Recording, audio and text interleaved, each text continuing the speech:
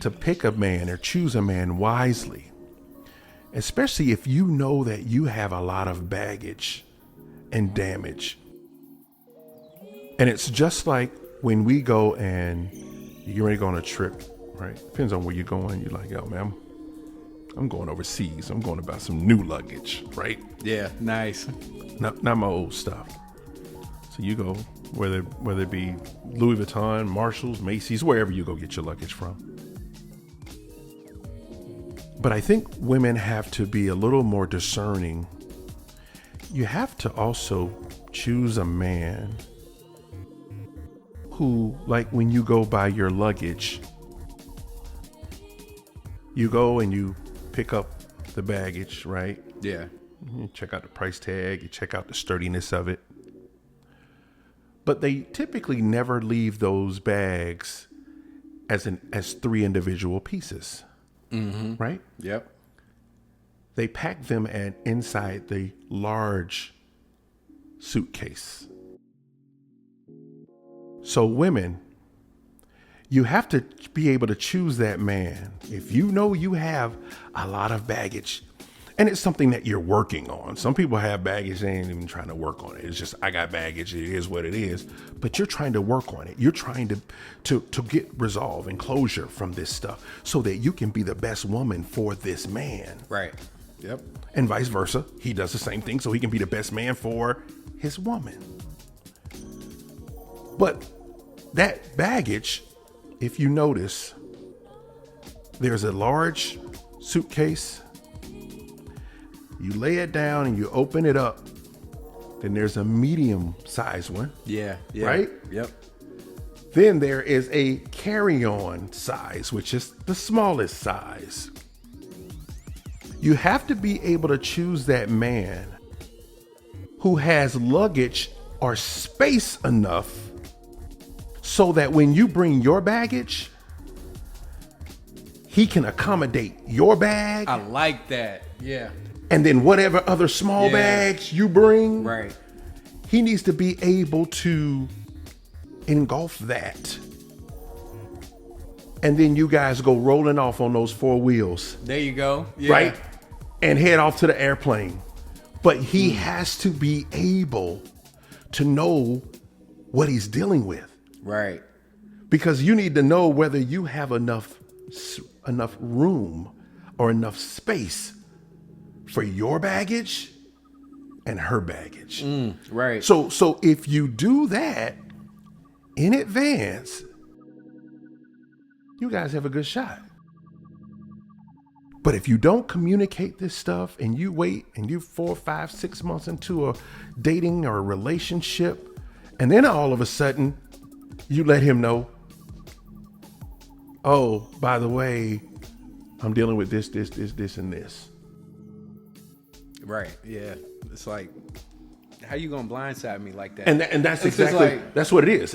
Now you're blindsiding me. Right. And guess what?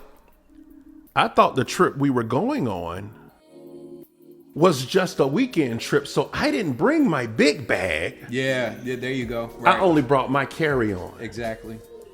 But now you have a big bag, a lot of baggage, and you think that I can fit your big bag in my carry-on. I can't. So that is how it works to me emotionally, mentally. Yeah. You have to be able to absorb, and I'm speaking as a man, you have to be able to absorb her baggage. Yeah. Personally, I don't think that women should bear the baggage that men bring. Now, I'm not saying I don't want your help, because I do need your help. There are things that we go through as men that you want your woman to be able to help you cope with, get through, whether it be something that happened to you as a child that you're dealing with, or something that has to do with the relationship that you have with your parents.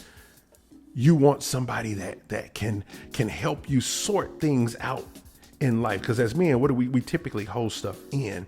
So you want that woman that can actually help kind of coach you through some things. Right. That can kind of even help you pray through some things and work through things. And so it's a two-way street. But we have to know what baggage it is you're bringing.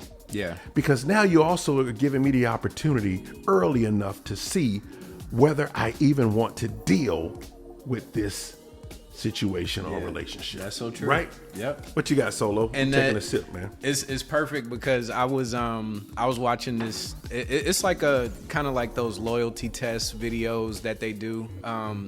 This one was from Jack TV, and it's self-explanatory. Like, somebody's in a relationship and they, like you said, they have their guard up or whatever, and they reach out to somebody and it's like, hey, I don't really have any proof, but I want to see if my spouse is cheating on me or not. And it was interesting, this specific one, because usually it goes how you would expect it to go. For the most part, usually the it's almost like, I guess, your sixth sense or your instincts are telling you something's off. Intuition. Yeah, right. Yeah. And usually, the expected outcome, unfortunately, is that. But this one was different. The one that I saw, this woman was dating this guy for 6 months. So it was like an early relationship, and she had just got her real estate license, and they were gonna do like a dinner to celebrate. So he was like, okay, well, when y'all do the dinner, when you come back from the dinner, what you do is just tell them that you bought them, just tell them you got 2 Ubers because you have something you need to do after the dinner, but you're gonna send them back home. It was her boyfriend and 2 of her friends. Okay.